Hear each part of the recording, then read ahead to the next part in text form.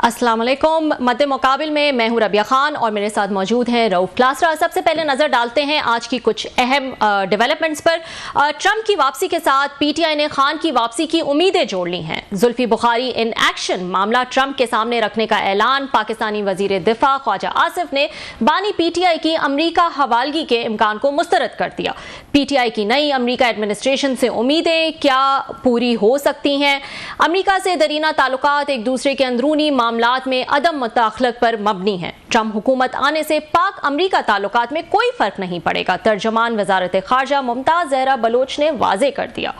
जबकि दूसरी तरफ कमला हैरिस ने शिकस्त तस्लीम कर ली है। ट्रंप को फोन, ट्रंप की वापसी से अमरीका में क्या बड़ी तब्दीलियां मुतवक्को हैं? इसके अलावा स्मॉग ने लाहौर को जकड़ लिया। शहरी बीमारियों में मुब्तला 3 साला अमल सुकैरा ने बच्चों को स्मॉग से बचाने के लिए वकला के जरिए लाहौर हाई कोर्ट में पिटिशन दायर कर दी। इस पे भी बात करेंगे। और नवाज शरीफ इसहाक डार के दौर का 10 साल पहले का स्कैंडल क्लोज। IPPs को 480 अरब अदायगियां करने वाले अफसरान को क्लीन चिट मिल गई। नैब इंक्वायरी बंद। 10 सालों में क्या कुछ होता रहा? 480 अरब की अदायगियों की असल कहानी आखिर क्या थी? इस वक्त हमारे साथ मौजूद हैं फवाद अहमद साहब, सीनियर तज्जियाकार हैं फ्रॉम DC। इनसे बात करेंगे इलेक्शंस, US इलेक्शंस के हवाले से। अस्सलाम वालेकुम फवाद साहब। वालेकुम अस्सलाम।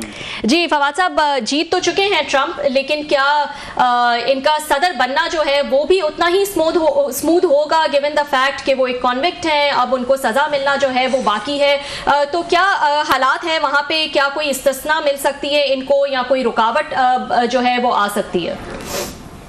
देखिए जी, अभी तक जो दस्तयाब मालूमात है उसमें तो यही पता है कि डोनाल्ड ट्रंप इंतकाल इक़्तिदार का जो मरहला है उसे बआसानी जो है वो तय कर लेंगे, क्योंकि कमला हैरिस ने भी उनको मुबारकबाद दी और अमेरिका के कानून के मुताबिक यहाँ पर इस्तिस्ना हासिल है। या आप ये कह लें कि कन्विक्ट होने के नतीजे में ऐसा नहीं है कि जिस तरह पाकिस्तान में कि अगर आप कन्विक्टेड हैं तो फिर आप कुर्सी सदारत तक या वज़ीर-ए-आज़म या रुकन असम्बली नहीं बन सकते, लेकिन यहाँ पर ऐसी कोई सूरत नहीं है अभी तक की दस्तयाब मालूमात के मुताबिक। जाहिर है कि यहाँ पर जो हमारे मालूमात के रिसोर्सेज हैं वो यहाँ के मकामी जर्नलिस्ट हैं, कानून को जानने वाले लोग हैं, उनके साथ होने वाले डिस्कशन हैं। ये बिल्कुल वैसे ही है कि जैसे पाकिस्तान में जब कोई कानून पास होता है या कोई आईनी तरमीम आती है तो उसको समझते समझते कुछ वक्त लगता है, लेकिन अभी तक की जो दस्तयाब मालूमात है उसमें हमारी अंडरस्टैंडिंग यही है कि डोनाल्ड ट्रंप का इक़्तिदार मिलने के रास्ते में कोई रुकावट नजर नहीं आती है। तो फवाद साहब ये बताइएगा, कौन सी ऐसी 3 चीजें हैं जो हम एक्सपेक्ट कर सकते हैं ट्रंप के आते ही जो वो फौरन से करेंगे और अमेरिका की पॉलिसीज में कुछ हमें चेंज नजर आएगा? देखिए जी, यहाँ पर भी बिल्कुल उसी तरीके के मसाइल हैं जिस तरह से हम पाकिस्तान में देखते हैं। लोग महंगाई के हवाले से बड़े परेशान नजर आते हैं। टैक्स जो है मुख्तलिफ रियासतों के मुख्तलिफ स्लैब्स हैं उसके हवाले से लोग बात करते नजर आते हैं। लेकिन हम ये एक्सपेक्ट कर सकते हैं कि ट्रंप जो है वो यहाँ पर सबसे पहले अगर महंगाई के हवाले से कोई काम करेंगे तो वो ये होगा कि वो पेट्रोल यानी कि गैसोलीन की कीमतों के अंदर यहाँ पर जो है वो कमी करेंगे, कि इसके नतीजे में तवक्का की जाती है कि महंगाई में भी यहाँ पर कमी आएगी। ट्रंप जो है वो ड्रिलिंग की तरफ जाना चाहते हैं। ट्रंप ये कहते हैं कि जी पेट्रो डॉलर यानी कि डॉलर की जो हुक्मरानी है, सऊदी अरब ने उसको चैलेंज किया है, तो शायद वो सऊदी अरब से ताल्लुकात खराब किए बगैर अपने जो अपने लोकल जराए हैं उसके लिए ड्रिलिंग करेंगे और इस तरीके से वो इंतखाबी कैंपेन में नारा भी लगाते रहे। ये तो रिलीफ होगा कि जो वो यहाँ पर लोगों को देंगे। और इसके अलावा मुख्तलिफ इंफ्रास्ट्रक्चर की चीजें हैं, यानी कि ट्रंप ये भी कहते रहे हैं कि अमेरिका के जो एयरपोर्ट्स हैं वो दुनिया के एयरपोर्ट्स का मुकाबला नहीं करते। अगर आप टर्की, अबू धाबी, दुबई या जो किसी रूट UK या USA के अलावा जो किसी और रूट से आ रहे हो, यूरोप के किसी रूट से आ रहे हो, तो आपको बड़े बड़े एयरपोर्ट्स मिलेंगे। लेकिन अमेरिका में जब आप उतरते हैं, चाहे आप वाशिंगटन DC डल्लेस एयरपोर्ट उतरे, चाहे आप शिकागो के एयरपोर्ट पे उतरे, चाहे आप न्यूयॉर्क के JFK एयरपोर्ट पे उतरे, तो एयरपोर्ट्स और इंफ्रास्ट्रक्चर के हवाले से भी वो कुछ चीजें करेंगे। अगर हम खारजा पॉलिसी की बात करें तो वो फौरी तौर पर जंगों को रोकने की जरूर कोशिश करेंगे, क्योंकि हम ये देख रहे हैं कि यूक्रेन जंग के ऊपर अमेरिका ने कुछ दिन पहले भी एक खबर हमारे पास आई थी कि उन्होंने एक बड़ी खतीर रकम जो है वो यूक्रेन को दी थी कि वो रशिया का मुकाबला कर सके। तो शायद उससे भी ट्रंप जो पीछे आएंगे। मशरिक वुस्ता में जाहिर है कि इसराइल भी एक जंग के अंदर फंसा हुआ है, उस जंग से इसराइल भी निकलने की कोशिश करेगा और ट्रंप अपने जिम्मे जो है वो अपने सर पर उसका सेहरा लेंगे। तो ये चंद चीजें होंगी। ईरान के हवाले से ट्रंप की पॉलिसी शायद थोड़ी सी सख्त हो और ईरान को जो है वो मजीद मुश्किलात का सामना करना पड़े।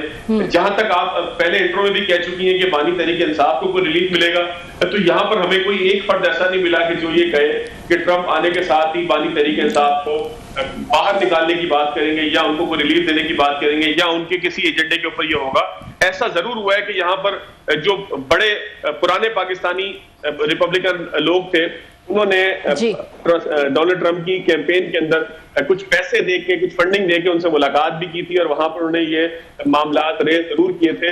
लेकिन जाहिर है कि जब आप अमेरिका के सदर बन जाएंगे, जब आप जो है वो कैंपेन से निकलकर इक़्तिदार की तरफ आ जाएंगे, तो फिर आपका रवैया भी निस्बतन संजीदा भी होगा और मुख्तलिफ भी होगा। तो फौरी तौर पर या कुछ अर्से बाद भी ऐसा महसूस नहीं होता कि डोनाल्ड ट्रंप पाकिस्तान पर किसी भी किस्म का दबाव देंगे कि वो इमरान खान साहब की रहाई के लिए कुछ काम करें। ठीक जी, बहुत शुक्रिया। आपने बड़ा ये तफसील से और बड़ा जल्दी आपने बड़े कम वक्त में बहुत सारी चीज़ें बता दी हैं कि ट्रंप साहब जो हैं वो क्या करेंगे। हालांकि रबिया ने आपसे 3 चीज़ें पूछी थी, आपने मेरा ख्याल 13 बता दी हैं कि ये करेंगे। लेकिन एक जो अहम चीज़ थी जिस पे सारा अमेरिका वेट कर रहा है, पूरी दुनिया वेट कर रही है कि शायद ट्रंप साहब पहला काम ये करेंगे कि वो जहाँ से जहाज़ भरेंगे और जो इलीगल या इमिग्रेंट से सवा करोड़ के करीब सबसे पहला जो एग्जीक्यूटिव ऑर्डर होगा वो उनकी फ़्लाइट्स होंगी, पकड़ो और इनको उठा के वापस इनके मुल्कों में भेजो। जैसे अगर आपको याद हो, जब ये 2016 में आए थे तो उन्होंने पहला जो ऑर्डर किया था वो 6 मुसलमान मुल्कों से उन्होंने ये फ्लाइट्स कैंसिल कर दी थी कि यहाँ के लोग नहीं आएंगे, ये उन मुल्कों को बैन किया था। आप कहते हैं वो यहाँ से फ्लाइट्स भर के दुनिया में भेजेंगे, इसकी कोई बात नहीं हो रही क्योंकि immigrants was a big issue in America. और मेरा वोट उनके जीतने की मेरा ख्याल है वन ऑफ मेन रीजन भी शायद वही थे कि इमिग्रेंट्स पे बड़ा उनका स्टांस था, बड़ा स्ट्रांग। रऊफ साहब देखें, अमेरिका की सोसाइटी जो है वो बर्दाश्त और इस तरह के बहुत सारे लिबरलिज्म के बहुत सारे मामलात का एक अक्स हमें नजर आती है। यहाँ पर अगर आप कोई फर्द आकर जो है वो स्लिप हो जाए या गुम हो जाए तो बहुत कोई ऐसा कानून मौजूद नहीं है कि उसको पकड़ के उसके मुल्क वापस भेजा जाएगा। ये बिल्कुल वैसे ही है कि जैसे पाकिस्तान में बेताशा अफगानी आया और उनको कोई पूछने वाला नहीं था। फिर कुछ अर्से पहले जब गवर्नमेंट ने कैंपेन की तो फिर उसके ऊपर सवालात भी उठे, इंसानी हकूक के मामलात भी आए, बहुत सारी NGOs भी इसके अंदर जो है वो नाराज हुई कि आप किस तरीके से उनको पकड़कर अपने मुल्क वापस भेज सकते हैं। वो कि वो एक जंग की वजह से सब कुछ हुआ था। लेकिन यहाँ पर भी जो मैक्सिको बॉर्डर है और दीगर जो रास्ते हैं गैर कानूनी, वहां से आने वाले लोगों को ने जो है वो यहाँ पर रोजगार के मौके भी तलाश कर लिए हैं। यहाँ पर जो है वो उनकी सोसाइटी को, उनके कल्चर को इम्पैक्ट भी करना शुरू कर दिया है। और रिपब्लिकन, जैसा कि आपको पता भी है कि बुनियादी तौर पर एक कंजर्वेटिव सोच के हामिल है, तो रिपब्लिकन ये समझते हैं और पॉपुलिस्ट लहर ने भी ये समझाने की लोगों को कोशिश की है कि इमिग्रेंट्स जो है वो आपके हक को खा रहे हैं, उनकी वजह से आपको महंगाई का सामना करना पड़ रहा है, वो आपके यहाँ के जो वसाइल है उनका इस्तेमाल करते हैं, वो आपकी सोसाइटी को खराब करते हैं, आपके कल्चर को खराब करते हैं। तो ट्रंप ने अपनी इब्तदाई तकरीर जो उन्होंने विक्ट्री स्पीच की उसके अंदर भी उन्होंने इस बात का इरादा किया कि जो अमेरिका आना चाहता है लीगल तरीके से आए, हम उसको जो है वो वेलकम कहेंगे, लेकिन गैर कानूनी तौर पर आने वाले, मतलब एक दावा ये भी किया जाता है कि पिछले कुछ अर्से के अंदर 2-2.5 करोड़ के करीब लोग ऐसे आए हैं कि जिन्होंने अमेरिका की सोसाइटी को चेंज किया है और वो गैर कानूनी तौर पर यहाँ पर आए हैं। लेकिन जाहिर है कि वो एक इंतखाबी मुहिम का नारा होते हैं, अब अमली तौर पर ये देखना होगा। लेकिन अगर आप ये कहें कि फौरी तौर पर कोई ट्रैवल बैन आ जाएगा, अरब मुल्कों के ऊपर कोई बैन आ जाएगा, तो ऐसी कोई चीज यहाँ पर नहीं है। हाँ, ये जरूर है कि ट्रंप आकर कुछ ऐसी पॉलिसी जरूर बनाएंगे कि वो इस चीज के आगे, इस सैलाब के आगे जो इमिग्रेंट। अच्छा फवाद, एक और बात बताएं, मैं ये नहीं कह रहा कि वो कुछ मुल्कों से बैन करें, कि मैंने सिर्फ एक कंपैरिजन ड्रा किया था कि वो इस तरह के बड़े या पॉपुलर फैसले करने के लिए मशहूर हैं कि जनाब जिससे अमेरिकन अवाम फौरी तौर पर खुश हो जाए। तो पहला ऑर्डर उन्होंने ये किया था। और आपने साथ में ये भी देखा था कि न्यूयॉर्क में जब ये फ्लाइट्स आई थी और ये खबर फैली थी न्यूयॉर्क में कि यहाँ पे फ्लाइट्स हैं, उनको डिटेन कर लिया गया और उनको बाहर नहीं आने दिया जा रहा, तो थाउजेंड्स ऑफ ये लोग जो है न्यूयॉर्क कर वो सड़कों पर आ गए थे, बड़े मुजाहरे हुए थे और बड़ा उनके लिए खाने लेकर गए थे जो एयरपोर्ट पर बांधे। सो अमेरिकन सोसाइटी जैसे आप बता रहे हैं इस मामले में बड़ी वो वाइब्रेंट है। तो आप समझते हैं कि अगर इसी तरीके से पकड़ धकड़ होती और जहाज़ में बिठाया जाते तो फिर कोई लोग बाहर निकलेंगे और इनके हक में मुजाहरे करेंगे कि वापस आके इनको नाम जाने। जैसे अभी हमने रिसेंटली वहाँ पे देखा, यूके में देखा कि जब वहाँ पे एंटी अगेन इमिग्रेंट्स अगर मुजाहरे हुए तो उनके हक में भी बहुत सारे गोरे जो हैं वो निकले हैं कि इनको वापस ना भेजें। कोई इस तरह की सिचुएशन वहाँ भी हो सकती है अमेरिका में कि बहुत सारे लोग निकल आएंगे, अब आप यहाँ पे आ गए हैं, आप इनको वापस ना भेजें, लीगलाइज करें इनको।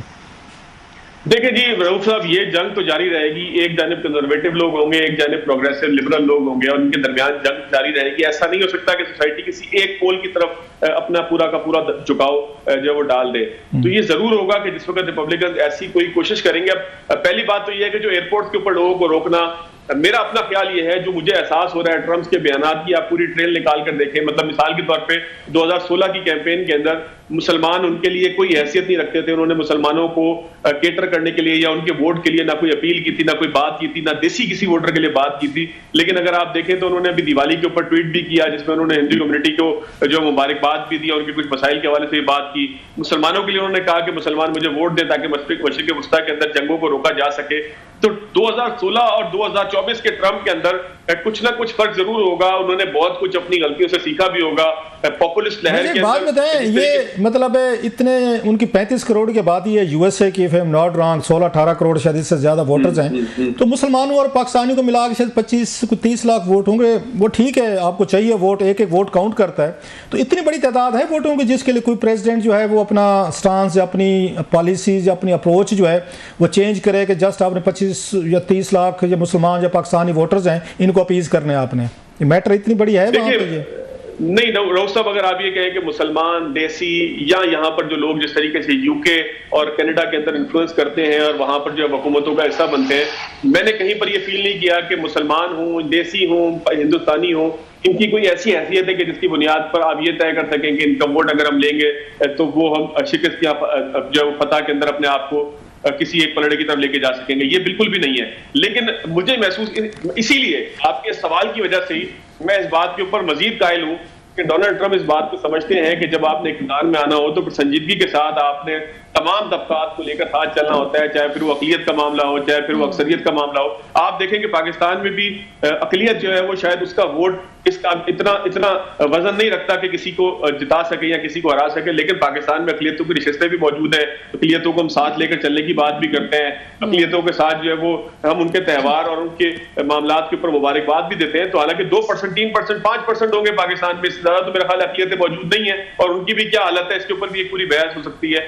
लेकिन जब हम कैंपेन कर रहे होते हैं तो फिर अक़लियत की बात भी करते हैं। You have made your point sir, आपकी बात बिल्कुल वैलिड, बड़ा अच्छे आपने पॉइंट्स उठाए। अब ये बताइएगा कि जनाब पाकिस्तान में तो पीटीआई जो है लगता है इन्होंने तो घेरा डाल दिया है नवाज लीग को, ये इनकी पार्टी को, हुकूमत को, वजीरों के नाम लिस्ट कर दिए गए हैं, उनके ट्वीट्स इकट्ठे किए गए हैं, क्लिप्स आ गए हैं, बिलावल भुट्टो हैं, मरियम साहब हैं, ख्वाजा आसिफ हैं, राना सनाउल्ला, बाकायदा एक पैकेज बना के यूएसबी उन्होंने तैयार कर लिया। और ये भी कहा है, मैं उनको सुन रहा था बड़े एक अहम आदमी को, कि ये सारी चीज़ें अगले 24-48 घंटे में ट्रंप साहब के टेबल पर चली जाएंगी। जुल्फी बुखारी साहब कह रहे हैं जी ना आपके मैं मिलने के लिए जा रहा हूँ वहाँ पर, बाकायदा ट्रंप साहब की फैमिली, उनके जो ये कुशनर हैं, उनके दमाद हैं, उनकी बेटी मेरे बड़े पुराने उनसे वो हैं। तो आप वहाँ पे क्या देख रहे हैं? ये तो लगता है घेरा डाल दिया सर, और ये हुकूमत बड़ी उसमें नर्वस लग रही है कि पता नहीं ये ट्रंप साहब को हमारी शिकायत लग रही है, हमारा क्या बनेगा। देखिए, इसमें कोई शक नहीं है रऊफ क्लासा साहब के पाकिस्तान तहरीक इंसाफ का जो यहाँ पर ओवरसीज वोटर है या सपोर्टर है वो बहुत एग्रेसिव है। वो इमरान खान की रिहाई के लिए फंड्स भी इकट्ठे करके इनको दे रहा है, लॉबिंग फर्म्स को भी पैसे दे रहा है, लॉबिंग भी कर रहा है। यहाँ पर बहुत सारे ऐसे लोग हैं कि जो रिपब्लिकन पार्टी के साथ बहुत तवील अरसे से वाबस्ता है और माली तौर पर भी बड़े आसूदा है और पाकिस्तान से उनका आबाई ताल्लुक है। तो वो तमाम लोग भी एक्टिव हैं। वो ट्रंप के इर्द गिर्द पहुंचने की कोशिश भी करेंगे। इससे पहले जो बाइडन साहब के इर्द गिर्द भी पहुंचने की कोशिश की है। लेकिन 2-3 चीजें हैं रऊफ साहब इसके अंदर बड़ी वाज़ेह। जहां तक आपने बात की क्लिप्स जमा करने की, तो थोड़ी सी सख्त बात जरूर है, लेकिन बुनियादी तौर पर डोनाल्ड ट्रंप भी बिल्कुल उसी तरीके से अपनी रियासत के ऊपर हमला करने का इस्ता रहे हैं कि जिस तरीके से इमरान खान साहब इस्ता रहे हैं कि वो पीटीवी पे हमला कर चुके हैं, वो शलवारें टांग चुके हैं सुप्रीम कोर्ट के बाहर। तो जब हम बात करते हैं रियासत पे अटैक करने की, दिफाई तंजीमात पे अटैक करने की, रियासती मामलात को अपनी सियासत से बालातर ना समझने की, तो हम एक इस्तारे के तौर पर इमरान खान साहब का यहाँ पर नाम लेते हैं। बिल्कुल वैसे ही दुनिया के अंदर डोनाल्ड ट्रंप साहब को यही समझा जाता है कि ये मेरे अकब में जो कैपिटल हिल की इमारत है वहां 2020 के अंदर उनके हामी पहुंचे थे, उन्होंने हमला भी किया था, वो अंदर भी पहुंच गए थे, फिर सजाएं भी उन्होंने काटी। तो डोनाल्ड ट्रंप साहब दुनिया के अंदर एक इस्तारा है। और खासतौर पे पॉपुलिस्ट पॉलिटिक्स की जब हम बात करेंगे, फिर तो इमरान खान साहब और डोनाल्ड ट्रंप को हम साथ साथ मिलाकर जब देखेंगे, वो कि दोनों मुल्कों का कोई मवाजना नहीं है, लेकिन हम कहीं ना कहीं मवाजना जब तलाश करने की कोशिश करेंगे तो फिर हम दोनों को मिलाकर पढ़ेंगे और फिर डोनाल्ड ट्रंप साहब एक इस्तारा होंगे रियासत पे अटैक करने का, अमेरिका की तारीखी इमारत के ऊपर एक अटैक करने का, कानून से अपने आप को बालातर समझने का, अपने पॉलिटिकल। मैं आपकी बात काट रहा हूँ, ये बात जुल्फी बुखारी साहब को मैं ट्वीट से अगर देख रहा था, ठीक मैं समझाऊं या PTI के लोगों का, जिसको आप नेगेटिविटी बना के पेश कर रहे हैं कि नेगेटिव पॉइंट्स हैं इमरान खान साहब के लिए या ट्रंप साहब के लिए, वो कहते हैं ये तो पॉजिटिव पॉइंट्स हैं। जब ट्रंप साहब और खान साहब की जो फेट है और डील है वो एक जैसी मिलती जुलती है। वो भी डीप स्टेट उनके खिलाफ है, वहाँ भी इस्टेब्लिशमेंट के खिलाफ है, उन्होंने उन पर केसेस बनाए, उनकी गिरफ्तारी की, उन पर 2 दफ़ा अटैक्स हुए, उनके हामियों को ये सज़ा दी गई, खुद इनको मेरे ख्याल 32 चार्जेस पे वो उन्होंने फ्रेम किया, इंडाइटमेंट की। तो कहते हैं खान साहब के साथ भी ये कुछ हुआ, यहाँ पे इस्टेब्लिशमेंट के खिलाफ है, एजेंसियाँ खिलाफ हैं, इनके इदारे खिलाफ हैं, इनकी पार्टी को भी उन्होंने तोड़ा फोड़ा, इनके हामियों को इस वक्त 100-125 जेल में पड़ा हुआ है, और उसके बाद खान साहब पर भी 1-2 कातलाना हमले हो चुके हैं, उन पे हुए। सो वो कहते हैं कि ट्रंप साहब को समझाना बहुत बेहतर और ज़्यादा इफेक्टिव होगा कि सर जी जो अमेरिका में आपके साथ हशर है वो हमारे खान के साथ यहाँ पाकिस्तान में हो रहा है, so he will again get activated. वो तो इसको पॉजिटिव समझ रहे हैं, आप नेगेटिव बता रहे हैं भाईजान। अच्छा क्लासा साहब देखिए मेरी बात सुने, अगर आप किसी चोर से बात करेंगे तुम चोरी क्यों कर रहे हो, तो वो आपको अपनी मजबूरियों को रोना दे के बताएगा कि ऐसी हालत में तो चोरी करना भी जायज है। अगर आप किसी और जुर्म वाले फर्द से पूछेंगे जिस वक्त तो जुर्म कर रहा हो, बाद में सोच के वो अपनी राय तब्दील कर ले अलग बात है, लेकिन अगर आप उससे उस वक्त पूछेंगे कि जब वो जुर्म कर रहा है तो वो आपको अपने उस जुर्म का कोई ना कोई ऐसा रेफरेंस देगा कि यार ये मेरे सर्कमस्टांसेस है जिसकी वजह से मैंने जुर्म किया। तो अगर आप बात करें इमरान खान साहब की, तो ये आपको बुरा लगता होगा ना कि उन्होंने सुप्रीम कोर्ट के बाहर कोई शलवार टांगी है, या वो PTV के अंदर तारे खींच रहे थे उनके हामी और PTV के ऊपर उन्होंने अटैक किया था, या वो दिफाई तंसीबात पे हमले के मुर्तकिब हुए, ये आप और मैं सोच रहे हैं, इसको मैं और आप बुरा समझ रहे हैं। लेकिन हो सकता है डोनाल्ड ट्रंप साहब भी उसी तरीके से इसको ठीक समझते हो कि जैसा इमरान खान साहब आज भी जेल में इस बात को ठीक समझते हैं कि 9 मई को जो कुछ हुआ उन्होंने ठीक किया। ये आप और मेरी राय हो सकती है, लेकिन जिस जगह खान साहब मौजूद है उनकी राय यही है। दूसरी बात यह कि PTI एक पॉपुलिस्ट वोट के ऊपर आई है, और PTI जो है वो अगर एग्रेसिव सियासत से निकल आएगी तो अपने सपोर्टर्स को आहिस्ता आहिस्ता लूज करना शुरू कर देगी। एक होप के जरिए डोनाल्ड ट्रंप साहब की कभी होप होगी, कभी ये होगी कि वो बैठा जेल में बहुत कोई ऐसी कहानियां कर रहा है, कोई ऐसी चालें कर रहा है कि जिससे रियासत हिल गई है। खान साहब सर एक बात बताएं, ये हमें नजर आ रहा है कि एटलीस्ट कुछ दिन पहले तक PTI जो है वो एक उस रिकन्सिलेशन मूड में थी। हमने देखा सलमान अकरम राजा साहब ने कहा जनाब कि ये जो उनकी एक्सटेंशन हुई है आर्मी चीफ की, तो हमें कोई उस पर मसला नहीं, इंटरनल मसला है, पर ठीक है हो गया तरमीम के। उन्होंने प्रोसेस पे सवालात उठाए, बाकी उन्होंने कहा ठीक है हमारा कोई मसला नहीं है, उन्होंने कर दिया। और उनके जनरल साहब की फेयर इनफ। उसके बाद आपने सुना होगा कि उन्होंने उनके टोन भी ठीक थी, खान साहब भी ज़्यादा सख्त बात नहीं कर रहे थे। लेकिन अब जो ही ट्रंप साहब जीते हैं, आज खान साहब ने फिर ब्लास्ट किया है, आज फिर उन्होंने आर्मी चीफ साहब पे बातें की हैं, उनके एक्सटेंशन पे या एज पे या बढ़ाने पे सवालात उठाए। उन्होंने फिर कहा जनाब एक नजायज़ हुकूमत को सपोर्ट कर रहे हैं, जो कोई पाकिस्तान में गलत ठीक हो रहा है ये जनरल साहब की वजह से हो रहा है। सो ट्रंप साहब की विक्ट्री से दोबारा हमने देखा है कि PTI भी वो हुई है, एक उसमें रीग्रुप हुई है, खान साहब को भी एक कॉन्फिडेंस मिला है और आज बड़े सीरियस अटैक किए हैं। सो PTI तो खड़ी होगी सर दोबारा उनके ट्रंप साहब के आने से।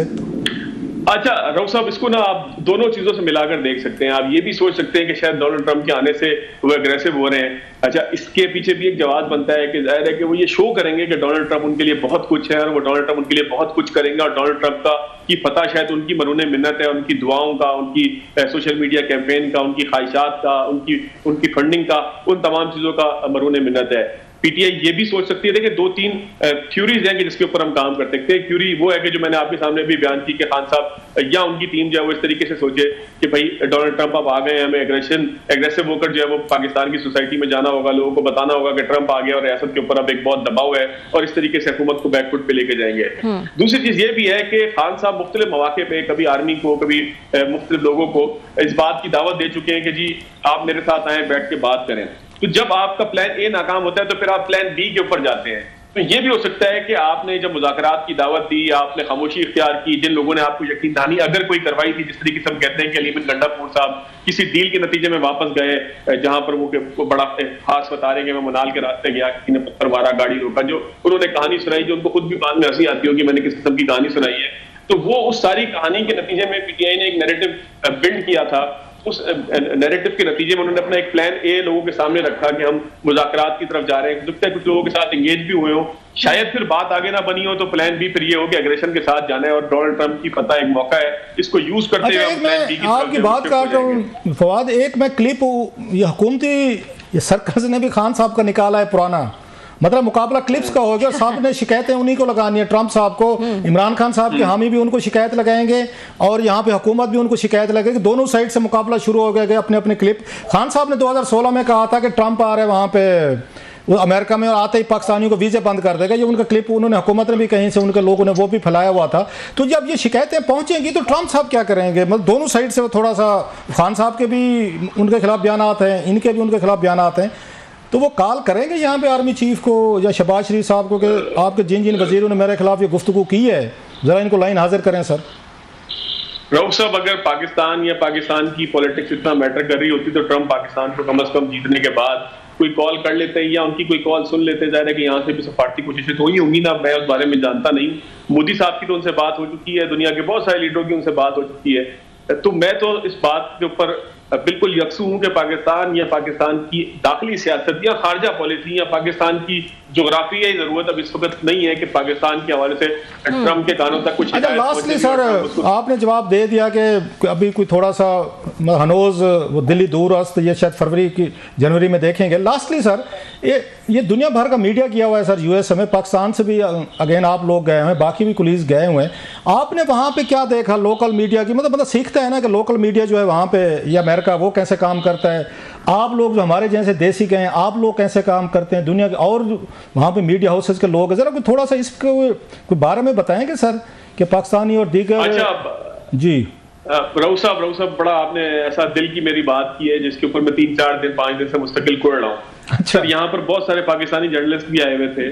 व्हाइट हाउस के बाहर मैं रात में मौजूद था कि जिस वक्त जो है वो रिजल्ट अनाउंस होने थे, सामने एक देसी रेस्टोरेंट है, वहां पर हम बैठे थे और जब रिजल्ट अनाउंस हुए तो मैंने कहा जाके जरा माहौल देखें कि यहाँ पे क्या हो रहा है, कोई जो है वो नाच गाना हो रहा है, कोई अल्लाह गुल्ला हो रहा है व्हाइट हाउस के बाहर, और रुकावटों की क्या सूरत हाल है, कोई हमले की सूरत हाल तो नहीं है, क्या सूरत हाल बन रही है। तो कैपिटल हिल इस वक्त इत्तेफाक से मैं किसी काम से कैपिटल हिल आया होता तो आपसे भी बात होगी, मेरे अकब में ही मौजूद है। सर, मैंने दुनिया की जर्नलिज्म को बहुत सीरियस देखा। अच्छा। लोग अकेले आके यहाँ पर इतनी सीरियस तरीके से काम कर रहे हैं कि हमें सीखने का मौका मिला कि जर्नलिज्म बुनियादी तौर पर होती क्या है, किस तरीके से जो है वो सुबह 6 बजे से लेके रात 10 बजे तक जो है वो लोग अपना ट्राइपॉड लगा के माइक पकड़ के सामने खड़े हुए हैं, किस तरीके से दुनिया भर के टीवी चैनल थे कि जो शायद जो जमाने भी हम समझ ना पा रहे हो, कोई पोलैंड से था, कोई ऑस्ट्रेलिया से था, कोई यूरोप के किसी इलाके से था, कोई जो है वो रशिया के किसी आसपास की रियासत से था, वो बहुत संजीदा जर्नलिज्म करते हैं। और पाकिस्तानी जर्नलिस्टों का मदद के साथ बुरा हाल ये था कि लोग जो है वो डिस्कोज में घूमने के बाद इलेक्शन की रात भी अपने होटल में पड़े सो रहे थे। जब आपने राब्ता किया, आप मालूम किया कि किधर भाई कुछ काम कर लें, कुछ चल लें, किसी पोलिंग स्टेशन की तरफ चल लें, कोई स्टेट डिपार्टमेंट जो है वो उनसे पूछ लें कि भाई हमें क्या करना है, कोई किसी हुकूमती अमले से बात कर लें कि भाई हमें थोड़ा सा फैसिलिटेट करें, बात करें। कैन यू बिलीव कि यहाँ पर डिपार्टमेंट ऑफ स्टेट की जो रजिस्ट्रेशन होती है शायद ही किसी पाकिस्तानी जर्नलिस्ट ने ली हो, क्योंकि जो उन्होंने मुझे लिस्ट दिखाई उसमें कोई पाकिस्तानी का नाम नहीं था। और मैं भी अपने आप को अजनबी फील कर रहा था कि मैं पाकिस्तान से यहाँ पर आ क्यों गया उनसे रजिस्ट्रेशन लेने के लिए। तो पाकिस्तान में मेरा ख्याल है जर्नलिज्म अभी भी इमेच्योर है, इतनी सीरियस नहीं है। हम हिंदुस्तान की इतनी बड़ी चार्जशीट आपने इतनी बड़ी चार्जशीट कर दी है, जो गए हुए नाराज हो जाएंगे वो आपसे। ये चैनल्स के यहाँ से मालकान या उनके डायरेक्टर न्यूज वो सुन रहे होंगे, अगर कोई सुनेगा क्लिप वगैरह, आपने तो उनकी इंक्वायरी हेल्ड करा देंगे ये डिस्को में थे या अपने होटल के कमरों में। अब बंदा मतलब अमेरिका जाए और डिस्को भी ना जाए, मतलब माजरत के साथ मैं माजरत के साथ एक और बात करूं, चैनल ने कौन सा उनको अपने खर्चे पे भेजा है? अच्छा, अपना टिकट करके गए, फिर वो जो मर्जी करते फिरे, तो फिर तो जस्टिफाई हो जाता है फवाद साहब और ज्यादा डिस्को जाना। सर बिल्कुल जस्टिफाई होता है। मैं तो शायद किसी ऐसे मैंने ये ना सुना हो, इतने बड़े बड़े माशाल्लाह चैनल है यहाँ पे, अरबों रुपए कमाते हैं, करोड़ों रुपए का उनका टर्नओवर है। किसी से मैंने नहीं सुना कि किसी ने कोई स्पेशल टीम यहाँ पर भेजी हो, वो यहाँ पर जो है वो कामाजान हो। लगता ये है कि हमारे चैनल ने आपको उस पे चैनल के खर्चे पे भेजा है, जितने कॉन्फिडेंस के साथ आप दूसरे लोगों पे उंगलियां उठा रहे हैं। नहीं रऊफ साहब, मैं उंगली नहीं उठा रहा, मैं तो जो जमीनी हकीकत मैंने देखी है मैं तो वो बता रहा हूँ। तो जो मैंने फवाद साहब को दुख है कि वो सीरियस जर्नलिज्म कर रहे हैं और दूसरे जो हैं वो वहां पे आप देख सकते हैं कि क्या हालात है। ये मैं खुदा ना खास्ता कोई ये नहीं कह रहा कि मैं बहुत सीरियस था, हम भी सोते रहते होटल में पड़े हुए, ऐसा नहीं है कि देखा ना पकड़े गए, आखिर सच निकल आया आपके मुंह से। नहीं रऊफ साहब, असल बात ये है कि फील तो कम से कम हम कर सकते हैं ना कि यार हमारे मुल्क में जर्नलिज्म को संजीदा होना चाहिए और जर्नलिस्ट को विड्रॉ नहीं कर देना चाहिए। आप भी साउथ, लास्ट कमेंट सर, आप भी साउथ ऑफ पाकिस्तान से हैं, मेरा भी साउथ से ताल्लुक है। तो हमारे देहातों की सराइकी की बड़ी खूबसूरत मिसाल है, कम जवान दी मौत है। तो जनाब हमारे बिल्कुल वही है कि आप बैठ के जवान को एक भाई भी है, एक और भी है कि जवान को या भूख उठावे या धूप उठावे, जवान सुता पे है। So that's what we are। जवान सुता पे है, सुता पे है। मेहरबानी सर जी, बहुत शुक्रिया brother, thank you very much for lovely दीपर sir. Thank you so much Fawad साहब फॉर जॉइनिंग अस। फवाद साहब हमारे साथ मौजूद थे वॉशिंगटन डीसी से और अपडेट कर रहे थे कि इलेक्शंस के बाद जो है वो डीसी में क्या माहौल है, क्या हालात हैं। वक्त हुआ एक छोटे से ब्रेक का, ब्रेक के बाद हम मजीद स्टोरीज डिस्कस करेंगे। वेलकम बैक नाजरीन।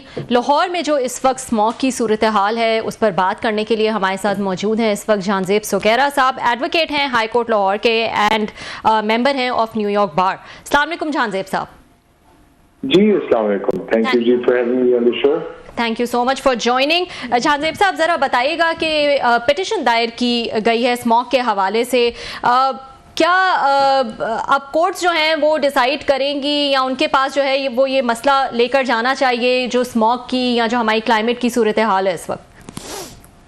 जी बिल्कुल, इस पिटिशन का आपको मैं बताऊं, इसमें जो पिटिशनर हैं वो 3 साला अमल सुखेरा हैं और उनकी जो पिटिशन है उसके अंदर उन्होंने ये कहा है कि क्योंकि वो 3 साल की हैं वो आगे वो उन्होंने बर्दाश्त करना है जो भी एक्शन हम आज लेंगे स्मॉग के मुतालिक, तो वो चाहती हैं कि स्मॉग के बारे में कुछ किया जाए। और वो पर्टिकुलरली जो चाहती हैं वो ये है कि कानून ऑलरेडी एग्जिस्ट करता है कि जो भी गाड़ियां हैं सड़क पे वो एक मखसूस स्टैंडर्ड से ऊपर एमिट नहीं कर सकती हैं पोल्यूशन, और अगर वो गाड़ियां एमिट करेंगी तो फिर उनको या इंजन अपना दुरुस्त करना पड़ेगा या वो गाड़ियां बंद हो जाएं, उनको बंद करना पड़ेगा और फिर सजाएं भी हो सकती हैं।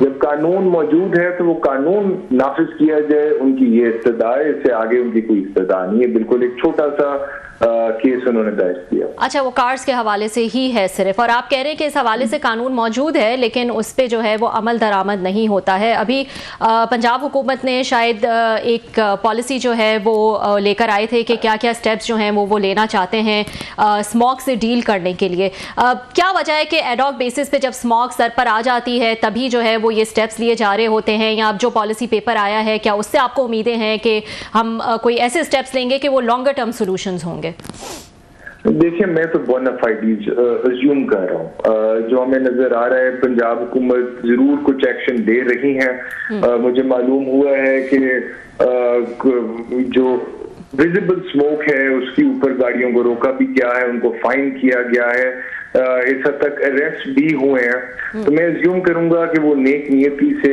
इस काम को कर रहे हैं और हमारी भी ख्वाहिश ये होगी कि जब इंशाल्लाह मंगल को सेक्रेटरी साहब को और जो डीजी EPA हैं उनको पर्सनल कैपेसिटी में बुलाया गया है, जब वो आएंगे तो हमारा वहां मुकाबला नहीं होगा, हम इकट्ठे बैठ के एग्री करेंगे इस बात पे अदालत में कि ये कुछ मसाइल हैं हमारे जिनका हल निकालने की जरूरत है और हम इकट्ठे इनका हल निकालेंगे। ये बात पंजाब हुकूमत का अपना कहना है कि 83% जो स्मॉग है ये गाड़ियों के धुएं की वजह से।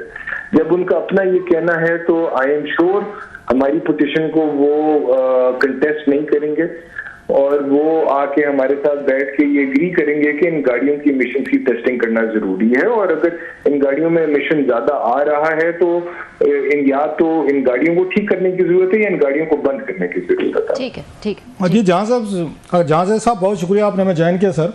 ये आपने उसमें कोर्ट में जो पिटीशन की है उनके अगेन उनके सुखेरा साहबा की, इससे पहले बेहतर नहीं था कि एक लेटर जो है वो बेटी जो है 3 साल अमल जो है वो चीफ मिनिस्टर को लिखती हैं, उसकी कापीज़ वो उनको एनवायरनमेंट या प्रोटेक्शन वालों को लिखती हैं या चीफ सेक्रेटरी साहब को जाती, तो ये समझते नहीं है कि पहले ज़रूरी था कि सूबे के जो चीफ मिनिस्टर हैं उनको अप्रोच किया जाता। अल्टीमेटली अदालतों ने भी तो उन्हीं को ही बुलाया ना, एग्जीक्यूटिव जो अगेन अफसरान है, चीफ सेक्रेटरी में दीगर हूँ, तो उनको लेटर क्यों नहीं लिखा गया मरियम नवाज साहबा को?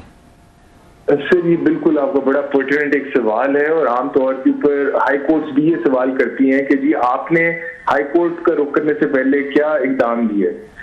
लेकिन अब आपको मालूम है जी कि पिछले कुछ दिनों से जो स्मॉग है वो 4 डिजिट्स के अंदर AQI रिकॉर्ड हो रहा है। आपको याद होगा आज से कुछ साल पहले 300 होता था स्मॉग का जो AQI है, जो लेवल होता था, हम कहते थे आज बहुत बुरा दिन है, फिर वो 400 हुआ, फिर अब वो 500 हुआ।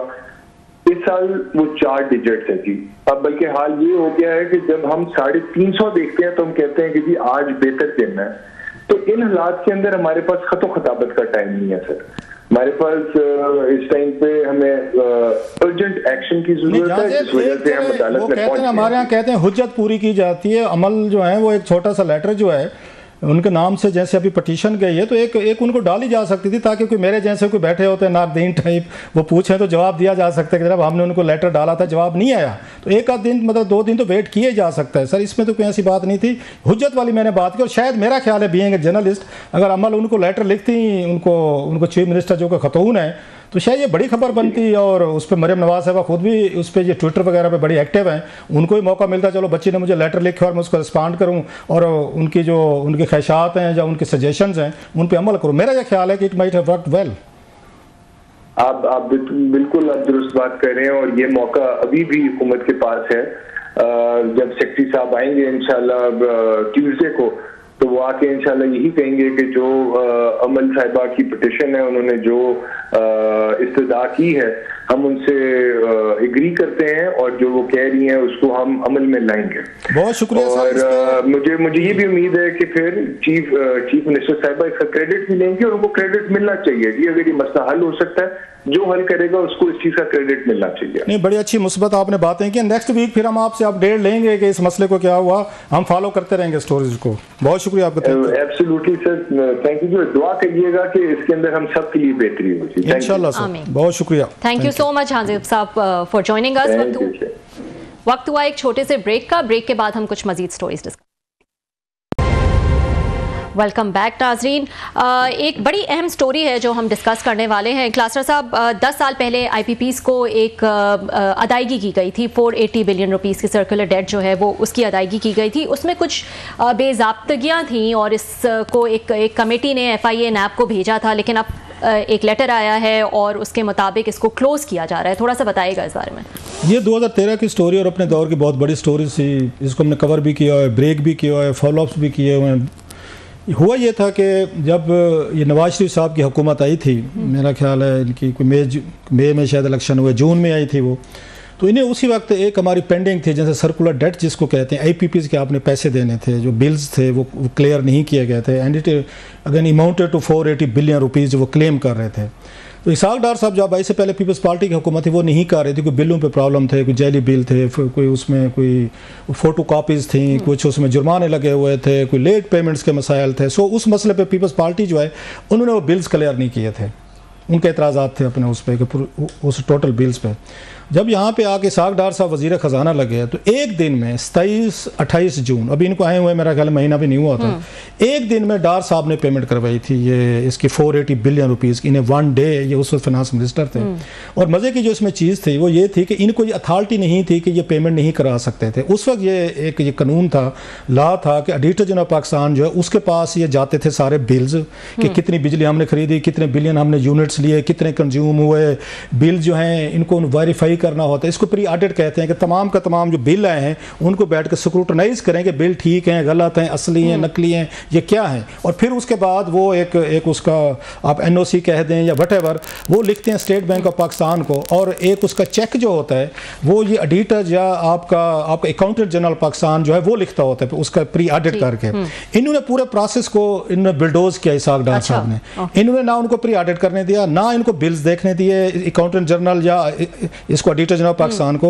सीधा जो उस वक्त के ये गवर्नर स्टेट बैंक थे उनको फाइनेंस मिनिस्ट्री ने कहा कि ये आपने अमाउंट जो है, ये जो आपके IPP जिनके पैसे देने थे, इनको फौरी तौर पर लाहौर में उनके बैंक अकाउंट से आप इनको ट्रांसफर करें। सो इसमें 2-3 उसमें इलीगलिटीज हुई थी। एक तो फाइनेंस मिनिस्ट्री नहीं कर सकती थी, दूसरा स्टेट बैंक नहीं कर सकता था जब तक उनको क्लियरेंस वहां से ना मिलती ऑडिटर जनरल पाकिस्तान से प्लस अकाउंटेंट जनरल से। उस वक्त जो ये ऑडिटर जनरल पाकिस्तान थे अख्तर बुलंद राना साहब थे, बड़े दबंग किस्म के वो थे। उनको जब ये पता चला कि एक ही दिन में अब समरी भी बन गई है उन्होंने उस पर एतराज़ात भी कोई नहीं है। करने के बाद उन बैंक्स को स्टेट बैंक ने मुख्तलिफ बैंकों से पैसा लेके उन्होंने भेज दिए, इनके अकाउंट में भेजे। और उस वक्त मज़े की बात जो है, ये जो आपका USF जो ये फंड है जिसका काम ही ये है कि आप IT रिलेटेड चीज़ें उनके लिए प्रमोशन करें, वहाँ से 60-62 रुपये निकाला गया। 2-4 और इदारे थे, पेंशन ग्रेजुएटी पड़ी थी, वहाँ से पैसे निकाले गए। निकालने के बाद कंसोलिडेटेड फंड में डाल के स्टेट बैंक को कहा अब ये फलां IPP जो इनको डिलीवर करें। उस पर उन्होंने इंक्वायरी लॉन्च कर दी। एडिटर जनरल पाकिस्तान जो थे ये अख्तर बुलंद राना साहब के, ये तो आप कर ही नहीं सकते। उन्होंने लेटर लिख दिया, साथ में उन्होंने ऑडिट शुरू कर दिया। अच्छा। जब ऑडिट सामने आया तो पता ये चला कि 32 बिलियन रुपीस जो था जुर्माना लगाया हुआ था लेट पेमेंट का, उन्होंने IPP ने वो भी दिया गया। भाई आप उनको पेमेंट कर रहे थे, निगोशिएट करते हैं कि कम से कम जुर्माना तो हटाएं आप। इसके बाद जो 22 बिलियन रुपीस उनके खिलाफ ये हुकूमत पाकिस्तान का बनता था, उनकी रेगुलरिटीज जो थी वो भी उन्होंने उनसे नहीं बैलेंस नहीं करवाया। उनसे लेना चाहिए था ना, आप कट करवाते ना टोटल अमाउंट में से, आप कट करवाते। अगर उनका 480 बिलियन का बना है तो 22 रुपए कटवाते। अगर 32 बिलियन रुपीस उनका जुर्माना बना है तो 22 आपके भी पेमेंट बनते। इन्होंने 22 भी दिए उनको और 32 भी दिए। ये कि 55 या उस 50 अरब से ज्यादा वो किया। ये चीजें वहां पे इरेगुलरिटीज आई आपकी ऑडिट रिपोर्ट में। प्लस क्या हुआ कि उन्होंने कहा जनाब बहुत सारे जो आपने बिल्स दिए वो फोटो कॉपीज पे थे। कभी आप फोटो कॉपीज पे बिल नहीं देती होती कोई हुकूमत पाकिस्तान है। अच्छा। या ऑडिट आपको ऑडिटर जनरल पाकिस्तान की बता रहा हूँ, उन्होंने उसमें टोटल को 90 बिलियन रुपीस 100 बिलियन के करीब इरेगुलरिटीज बताएंगे। ये पेमेंट्स बच सकती थी, इन्होंने एक्स्ट्रा की हैं, गलत की हैं और नहीं होनी चाहिए थी। इस पर फिर वो जो ऑडिट रिपोर्ट थी वो आगे पब्लिक अकाउंट्स कमेटी के पास इतनी देर में आ चुके थे। खुर्शीद शाह साहब जो हैं वो लग चुके थे, चेयरमैन ये PSC लग चुके थे। उन्होंने बैठ के इसको सेटल कर दिया, छोड़ो जी हो जाता है जैसे उनका तरीका था। क्योंकि वही पार्टी PML नवाज के लोग भी बैठे थे, पीपल्स पार्टी वाले बैठे थे, दोनों पावर में बराबर के उसमें शरीक रहे हुए थे। उन्होंने इनको सेटल किया। तो लेकिन ये मामला उठा लिया वहाँ पे सेनेट में। उस फाइनेंस कमेटी के ये थे, ये अगर चेयरमैन जो थे, अगर ये होगा सेनेटर सलीम मांडवी वाला साहब, उन्होंने बुला लिया सबको। और मैं खुद जाता रहा हूँ, मैंने वहाँ पे। उसके बाद इमरान ये मिगराना साहब हमारे रिपोर्टर मेरे साथ, हमने इसको बड़े अरसे किया। उन्होंने बैंकों को बुला लिया, उन्होंने जनाब स्टेट बैंक को बुला लिया, फाइनेंस को बुला लिया, उन्होंने उसके बाद वाटर एंड पावर को बुला लिया कि आप लोगों ने एक दिन में, कभी आपने सुना होगा एक दिन में सारा कुछ तो किया। क्या ऐसी इमरजेंसी पड़ गई थी एक दिन में? दैट्स अ स्कैंडल ना, दैट्स अ स्कैंडल कि आपने एक दिन में बगैर उसका प्री ऑडिट कराए, बिलों को चेक करवाए, उसको निगोशिएट किए, आपने 480 बिलियन दे दिए। और बाद में पता ये चला कुछ मिनिस्टर थे हुकूमत के, उनके शेयर थे इसमें IPPs में। यहाँ से चीजें शुरू हुई। फिर इन्होंने वहां पे उन्होंने इसको आके अच्छा खासा उस पर कमेटी बन गई। कमेटी के बाद फर्दर चीजें उनको आना शुरू हो गई। वहां पे समरीज पेश हुई, किसने अप्रूवल दी, सारा खुरा जो है वो अल्टीमेटली फाइनेंस मिनिस्ट्री को जाके मिला, जहां पे बैठे हुए थे इसाक डार साहब बैठे हुए थे। इसके बाद इन्होंने नैब को भेजा कि आप कार्रवाई करें, आप इसको इंक्वायरी करें, कौन कौन अफसर थे, कौन कौन लोग थे।